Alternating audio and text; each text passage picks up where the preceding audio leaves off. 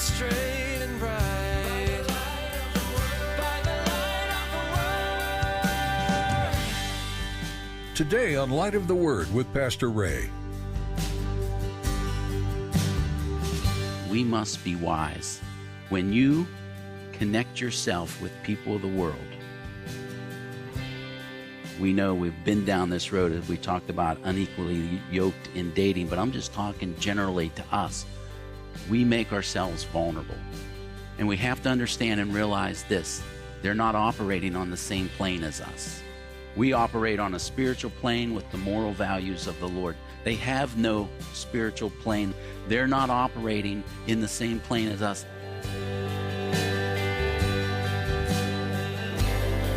Open your heart to us, Lord, so we can know your word. We come before you, Jesus. Speak to our hearts as we discover your love for us. How wide, how deep, how far. Pour into us so we can learn to follow. One surrender at a time. You have made the way for us to know you, a path that's straight and bright. By the light of the Word. Have you ever shared your heart with an unbeliever, only to have them take that information and hurt you somehow? Today, Pastor Ray admonishes you to be wise about your vulnerability with unbelievers. He cautions you to be on guard as you share your life with them, that they may possibly hurt you because their main objective in life is themselves. Pastor Ray will also remind you that it is important to get to know unbelievers so that you have the chance to share Jesus with them. Well, let's join Pastor Ray in the book of Judges, chapter 14, for today's edition of Light of the Word. I'd like to start with a story, share with you. It was the 1500s. Protestant Reformation was well underway in Europe. In Belgium, to be specific, there was a state religion. And that state religion said, if you read this Bible that you hold in your hand, if you read that in its English version, if you read it, period, even if you could read Latin, but the men who laid their life down like Wycliffe and Tyndale to translate this book from Latin or Greek and Hebrew into English, if you were found with that Bible, you would die. And that church state stopped nowhere. They even went into the mayor's house of the town there in Belgium, searched the whole house up and down, and then one of the soldiers holds it up. I found one. So they gather everybody in the house together. Whose Bible is this?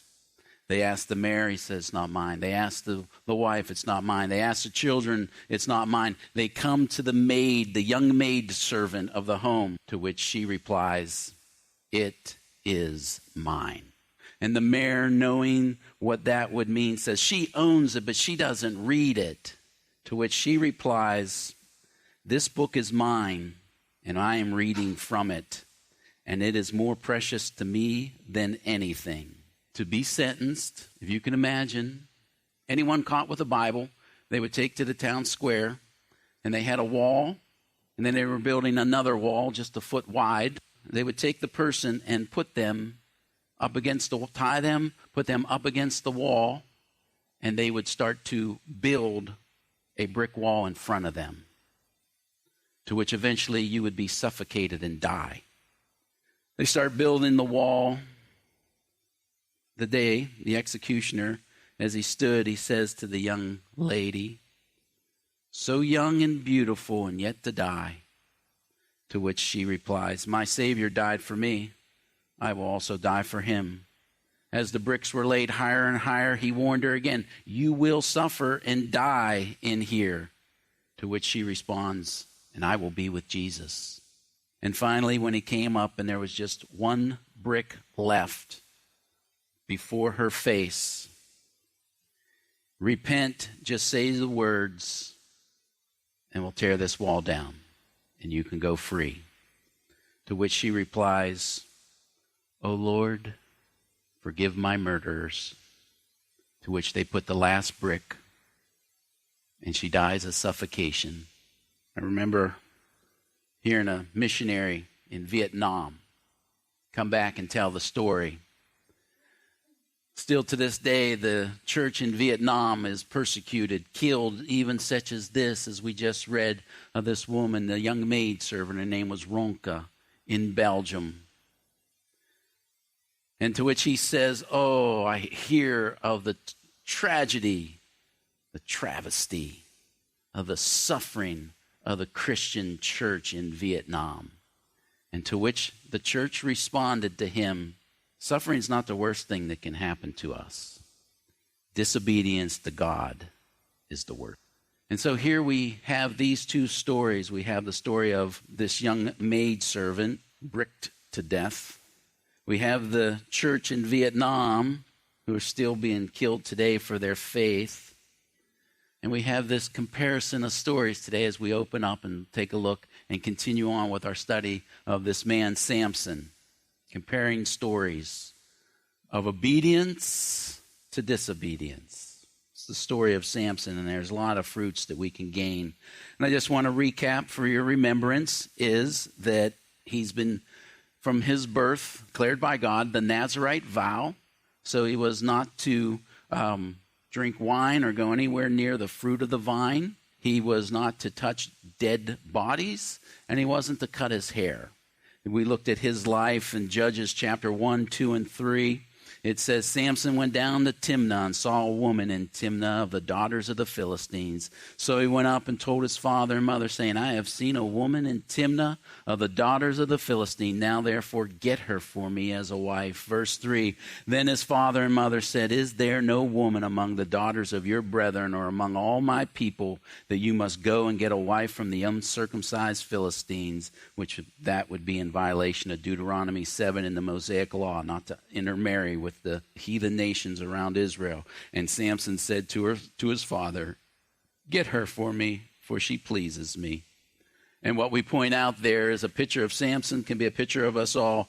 1 John 2:15, the big three.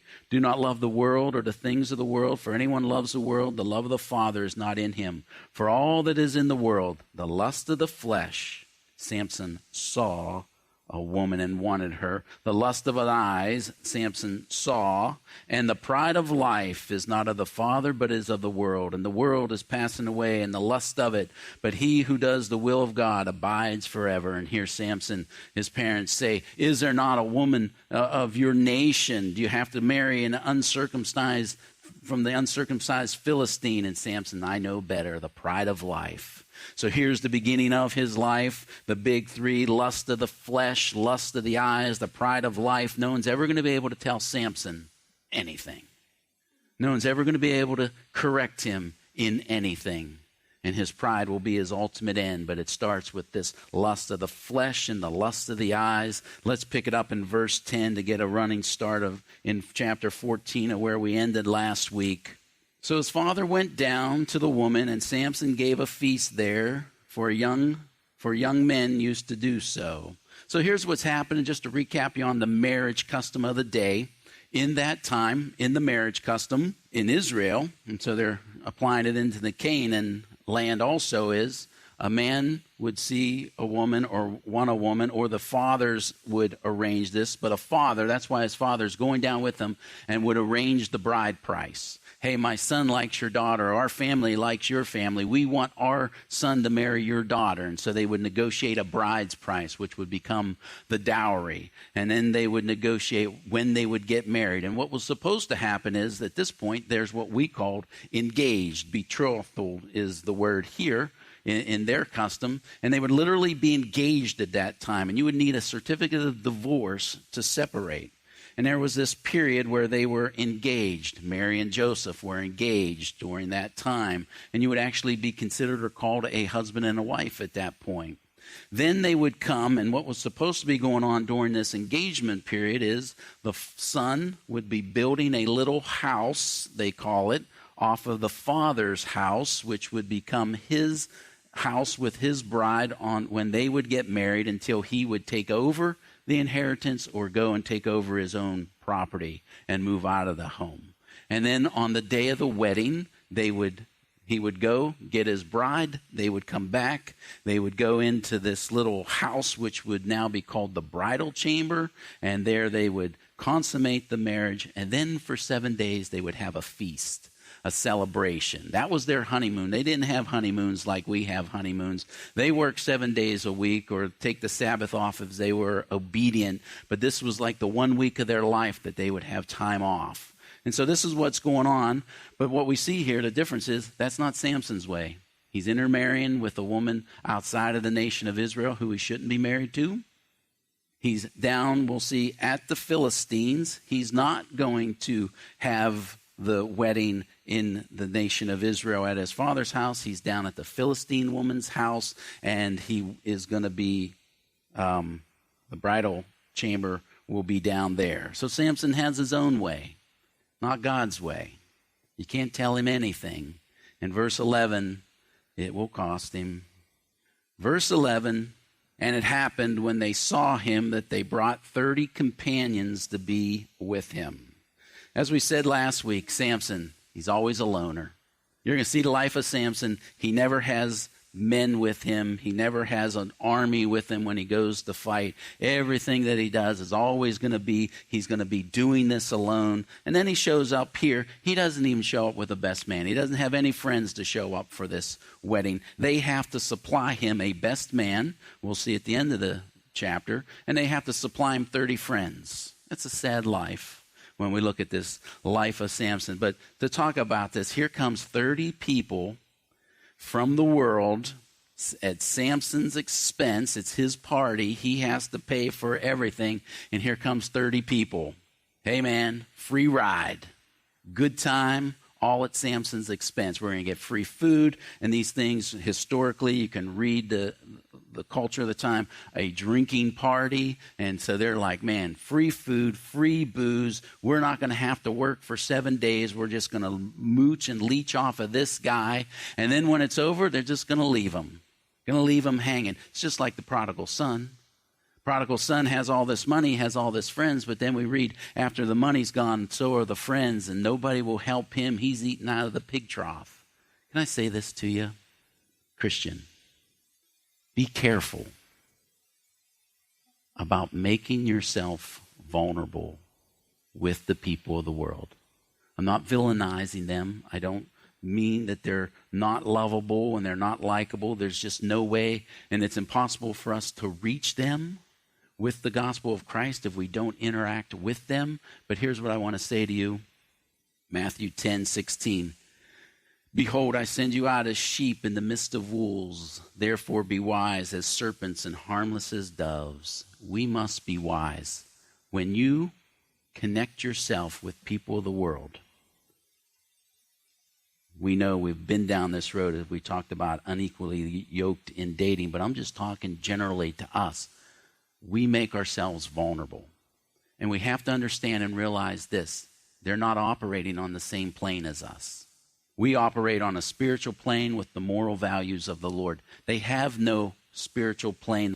They're not operating in the same plane as us. And when you make yourself vulnerable by sharing things of your heart, when you make yourself vulnerable of entrusting things from your heart or things of your possession, you have to be very careful. I'm not saying not to do it. I'm not saying that God would say it's a sin, but what I'm saying is you must be very careful because you make yourself vulnerable and they could turn on you, because when it comes down to it, as we see Samson with these 30, he's going to have this challenge with these 30 garments. Now there's a price to be paid. The free ride is over, and they will show their true colors. When it comes time to pay up, or the threat of it's going to cost them something, we will see they'll turn on Samson to protect their own well-being.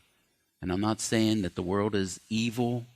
I'm saying be careful, because you could find yourself, they've come to this place now that it's going to cost them something, and if they need to, they'll make it at your expense. For where your treasures are, there your heart will be. A good man out of the good treasures of his heart brings forth good things, and an evil man out of the evil treasure brings forth evil things. You got to, where your treasure are, that's where your heart's going to be. And you got to be careful, because where your heart would follow, Matthew 12:35, a good man out of the good treasures bring forth good things. But the evil man, you can't guarantee that he's going to bring forth good things. And if when it comes down to it, if it's going to cost him, he may take it at your expense, not his own. So I want to say to you young ladies specifically, the men of the world, the unsaved men, you singles, talking to women specifically, you are what a man of the world truly wants. And you have to recognize that, and you have to protect that, and you have to be very careful about that. And what I'm going with that is, I was a single man at a young age, saved, and so therefore I had friends who were not saved, who were my age, who were single, and I can't tell you how many, if not all of them, would tell me the same thing. Because they're like, so Ray, what's going on your dating status? Are you dating anyone? Where are you going? And who are you looking for? What type? Because, they want to try to fix you up. And I was like, no, I'm only going to date someone who believes what I believe. I'm only going to marry somebody who believes that Jesus Christ is Lord. And I'm only going to marry someone who lives it out too, not just speaks it and says these certain things. So they know what my standards were and the only place that I was going to continue forward or proceed from. And they would all say the same thing. When I'm ready to settle down, that's what I want too. I want a good Christian girl. What they're saying is, I don't want to marry a girl who's like me. I don't want to marry a girl who is living the way of the world. I want to marry a girl who's a good girl. But for now, that's not who I want to date. And so I want to just say that to you young girls. They can come and they can look and seem so nice. But if they're not willing to live like you now, they won't live like you later. If they're not willing to want to walk with the ways of the Lord, you can be sure of this. They want you to be that nice girl next door who they can trust that you're staying indoor while they're out running around doing what they want to do. Then they can come back to you when they want to settle down and have a nice night out or whatever it might be. And I want to say this to you young men who are single. You looking for a godly woman? That's what you want to marry? You got to be a godly man first. You have to be the man of God if you think God's going to bring you a woman of God. You can't go and say, I'm just going to live, the way of the world, and then keep saying, Lord, bring me somebody. Bring me that Christian woman that I might settle down. God's like, I'm not bringing you anybody until I can trust you with my daughter. Dennis Agajanian sings a song about a boy wanting to date his daughter. And he says, Mama wants to know is he washed with the blood or just the water before he comes and dates my daughter. You must be the man of God before God will bring you a woman of God. And speaking of Samson and that Nazirite vow, this whole thing of the Nazirite vow, it was to be set apart, not like the world, not to be common with the world. It's to be totally set apart. The hair was just an outward expression of what was going on inside the heart. I've set myself apart for God. I'm going to live for Him in a special way. I'm not going to live like the rest of the world. I'm not going to be common like the rest of the world. I'm holy, uncommon, set apart. And the hair was just a picture. And I remember when I was in Bible college, I can't remember his name right now, but just a great guy. And he says to me, I'm going to take the Nazirite vow. And for the next 6 months, I'm going to grow my hair. He didn't drink, so that wasn't an issue. Didn't touch dead bodies as far as I was aware of. But he's like, I'm just going to grow my hair totally out. I'm not going to shave my beard. And I'm just going to dedicate myself to 6 months, nothing but me and Jesus.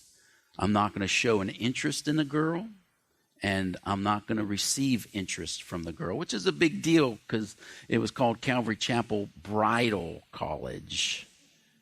Everybody was walking out of there engaged. 6 months. So I would say, but you're going to shower, right? Like, how far are you going with this? And so, his hair grows quick, and he's got this. I'm getting a picture of Samson through my friend. His hair's growing down to here. This beard is like all over the place, and he's just scraggly looking with the hair and the beard. And he just goes on for 6 months. And he was serious, and he'd spend, this is set apart. Me and Jesus are going for walks. Me and Jesus are going to study the Word. I'm waking up early, and I'm just going to dedicate myself to the Lord. As much as I want to date, he goes, this is my period with Jesus. And I'll never forget the day, about 6 months later, knock on my dorm room door. I open it, and there's this man, a handsome man. Nice haircut, well-groomed, clean-shaven, with this beaming smile. And I open the door. I was like, yes? And he just sits there staring. I go, okay, do we know each other? And then he opens his mouth. I go, are you serious? Jay, is that you? And he just like, you're actually a handsome man. I never realized this. And he goes, I just had to come tell you first, Ray. Yesterday was the end of my Nazarite vow.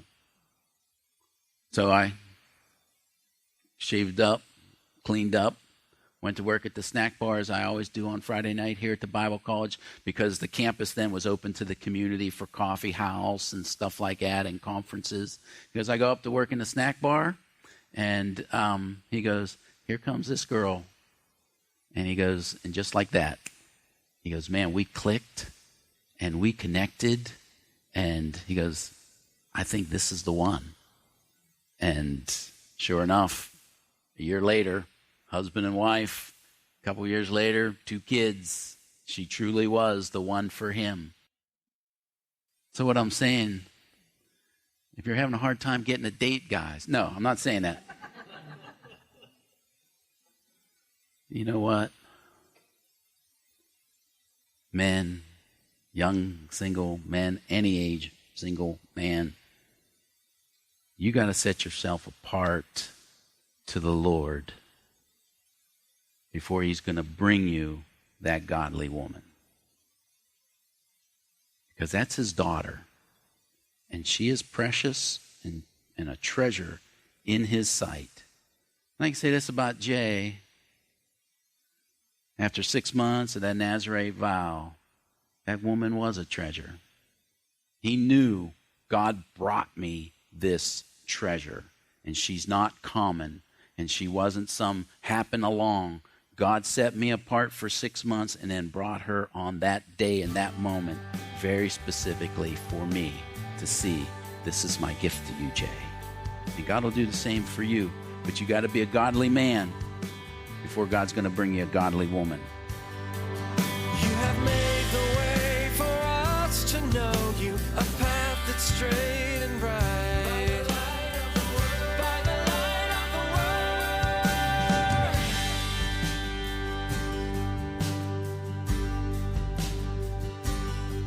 We've loved walking through the book of Judges with you today on Light of the Word. We hope that today's message has reminded you of the great love your Creator has for you and how much He desires to be a part of your life. As you've been listening to Pastor Ray's message today, you may have found there's some questions you'd like answered.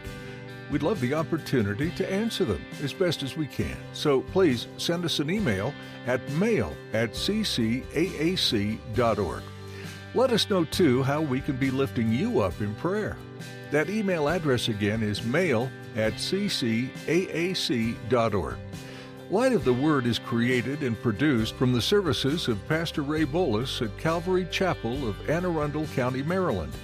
And we'd love for you to learn more about who we are and why we're sharing the gospel message. Visit our website at ccaac.org. And while you're there, sign up for our weekly newsletter and connect with us on Facebook or Twitter. You'll also discover a number of resources available to help you study the Bible and grow in your relationship with the Lord. That website again is ccaac.org. Thanks for joining us today. Our time with you has come to a close, but we encourage you to continue reading in the book of Judges. We hope you'll join us again here on Light of the Word, illuminating the heart of God. You have made the